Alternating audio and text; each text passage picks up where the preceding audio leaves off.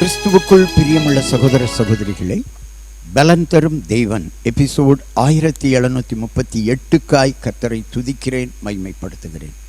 இந்த நாளிலும் ஏசாயா 49 அதிகாரம் 11வது வசனம், என் மலைகளை எல்லாம் வழிகளாக்குவேன், என் பாதைகள் உயர்த்தப்படும். இன்றைக்கு நேஷனல் ஹைவேஸ் என்று சொல்லி மத்திய அரசாங்கம் சாலைகளை உயர்த்தி 4 வழிச்சாலைகள், 6 வழிச்சாலைகள், 8 வழிச்சாலைகள் என்று போட்டிருக்கிறது. இதை அன்றைக்கே இயேசு கிறிஸ்து சொல்லி இருக்கிறார்.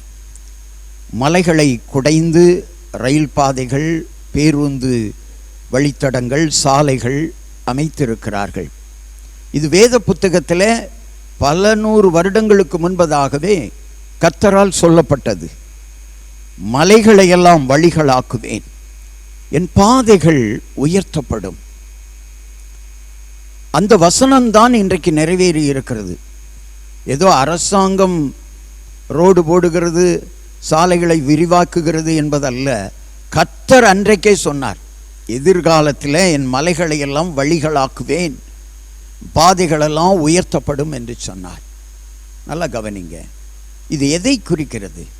ஒரு புறம் சாலைகளை குறித்தாலும், இன்னொரு புறத்தில் வாழ்க்கையில் உன் உயர்வுக்கு, உன்னுடைய வேலையினுடைய காரியங்களுக்கு, தொழில் காரியங்களுக்கு எவையெல்லாம் தடையாய் இருக்கிறதோ அந்த தடைகளையெல்லாம் மாற்றி உயர்த்தி உன்னை அழகு பார்ப்பார்.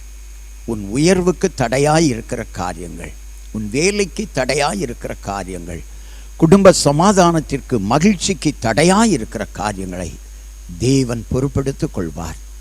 நீயோ ஆசீர்வாதமாய் இருப்பாய், உன் பிள்ளைகளோ ஆசீர்வாதமாய் இருப்பார்கள். கண்களை மூடி ஜெபிக்கலாம்.